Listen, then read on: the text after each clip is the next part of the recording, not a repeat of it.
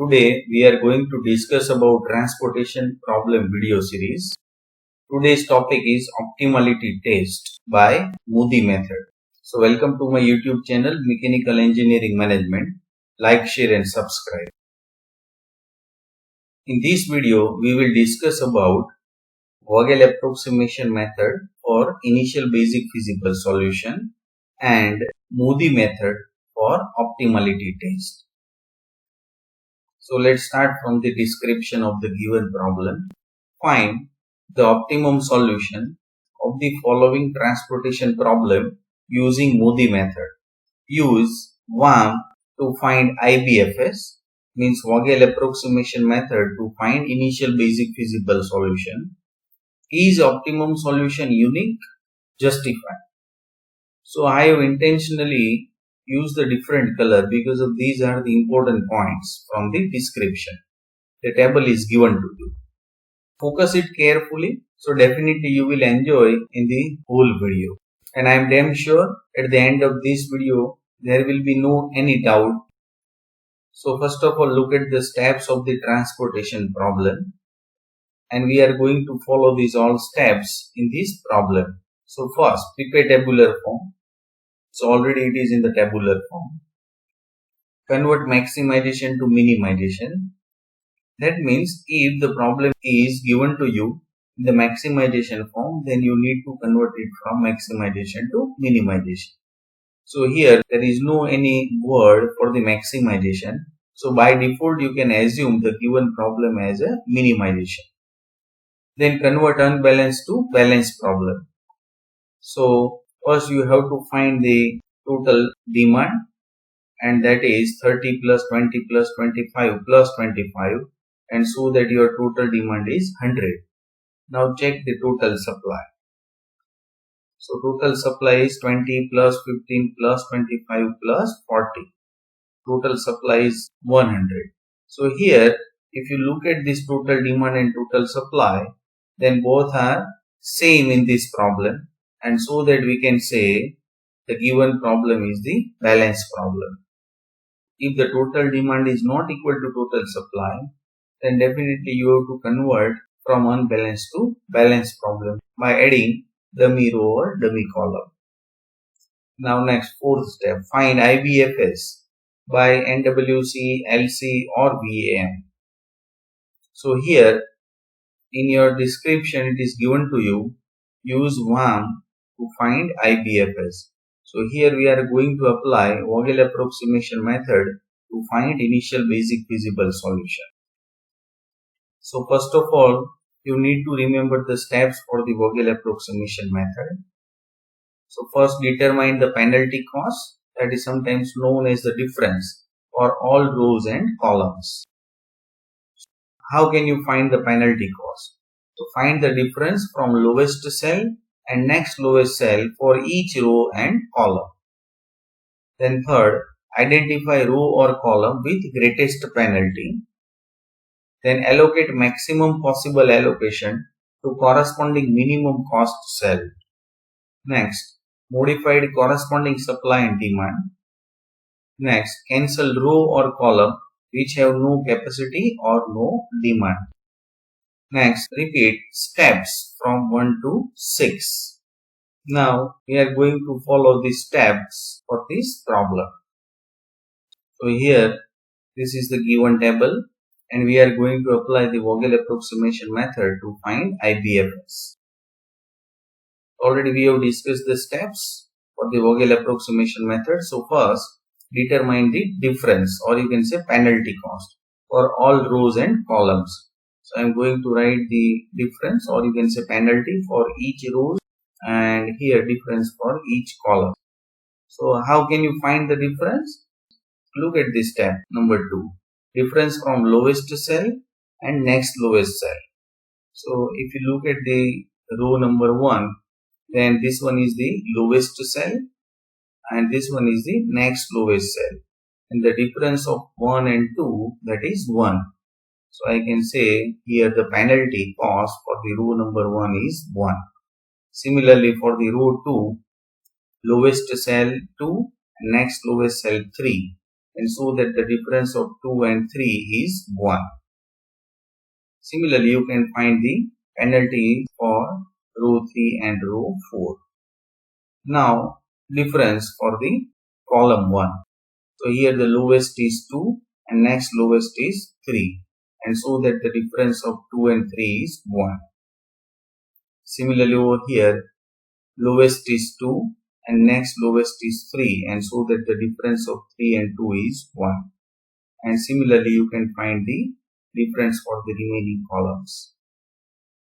Now next step, identify row or column with greatest penalty. So look at all these penalty, and here you can see there is a tie for the penalty. So at that time, so your first priority should be for the minimum cost. If there is a tie for the minimum cost, then your preference must be for the maximum allocation. So look at over here. If we consider this one as our greatest penalty, then the corresponding minimum cost is 1. And if you look at this penalty, then your minimum corresponding cost is 1. So once again there is a tie. And so that you should go for the maximum allocation. So now, if I want to allocate over here, then look at the corresponding supply and demand. So the maximum possible allocation is the minimum from this corresponding supply and demand always. And so that I can allocate over here 25. If I want to allocate over here, then your minimum value from the corresponding supply and demand is 20. So I can allocate 20. So according to the second preference, maximum allocation is over here, and that is 25. So I should select this penalty, and so that I can allocate over here 25. And so that you can modify the demand and supply as per the fifth step. So here no demand is pending because of already we have supplied 25, and here the remaining supply, or you can say capacity at F4 is 50. Now cancel row or column which have no capacity or no demand. So here I can cancel it because of now there is no any demand. So it is cancelled. Now repeat step from 1 to 6. Now once again you have to find the penalty cost for the remaining rows and columns. So if I want to find over here the penalty, then my lowest cell is 1 and next lowest cell is 2, and so that the difference of these two is 1, and so that you can find the remaining difference for the rows and columns. Here there is no need to find the penalty because of it is cancelled. Now once again select the greatest penalty. So here there is a tie, so you can go for the minimum cost. So if you consider this, then your minimum cost is 3. And if you consider this penalty, then your minimum cost is 1. And your preference should be for the minimum cost. And so that this penalty should be selected. And now modify the corresponding supply and corresponding demand. And so that first row should be cancelled. Now once again you have to repeat this step. Find the penalty for the remaining rows and columns. Select the maximum penalty, and so that the corresponding cost is 3. So allocate over here. For the allocation, you have to select the minimum value from the corresponding supply and demand, and here it is 25. Now modify the supply and demand so that this will be cancelled. Now you have to repeat this step. First find out the penalty. Select the greatest penalty. Corresponding minimum cost is 2. And if I want to allocate over here, then you should select the minimum value from the corresponding supply and demand. And here it is 5. So I can allocate 5. Modify the supply and demand, and so that it will be cancelled. Once again you have to repeat this step. Now here there is a tie. So you should give the preference for the minimum cost. So if you look at these, then your minimum cost is 3. If you look at these, then your minimum cost is also 3.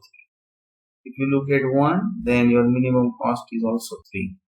If you look at this one, then your minimum cost is 3. So once again there is a tie, so you should go for the maximum allocation. So once again check. So if I select this one, then your minimum cost is 3, and so that the maximum possible allocation is 5. If you select this, then your minimum cost is this and the maximum allocation is 15. Next, if you select this, then minimum cost is 3 and so that the corresponding maximum allocation is 15. If you select this, then your minimum cost is 3 and so that the corresponding maximum allocation is 5. So here maximum allocation is 15 and so that I should select this as a greatest penalty and so that I can allocate over here 15. Modified corresponding supply and demand so that it will be cancelled. Now here single row is remain. So if there is a single row or single column, then there is no need to find this penalty. Directly you can allocate. So if I want to allocate over here, then select the minimum corresponding supply and demand. So over here I can allocate 5. Modified corresponding supply and demand. Now here, and this is the last cell, and so that the corresponding supply and demand must be same, and so that you can ensure that up to here your procedure can be right. So I can allocate over here 5. So this is your IBFS by Vogel approximation method. So at the end I can find the total cost, and that is 1 into 20 plus 2 into 5 plus 4 into 5 plus 3 into 5 plus 3 into 25 plus 3 into 15 plus 1 into 25. And if you simplify, then you will get it as 210 rupees. So this is the total cost by Vogel approximation method. That means this is your initial basic feasible solution. This cost may be optimum, that means may be minimum or may not be minimum. Now once again look at the steps of the transportation problem. So up to here we have completed. Now next step, check degeneracy, and for that you have to check the rim condition. Now look at the rim condition. Number of occupied cells are greater than or equal to m plus n minus 1.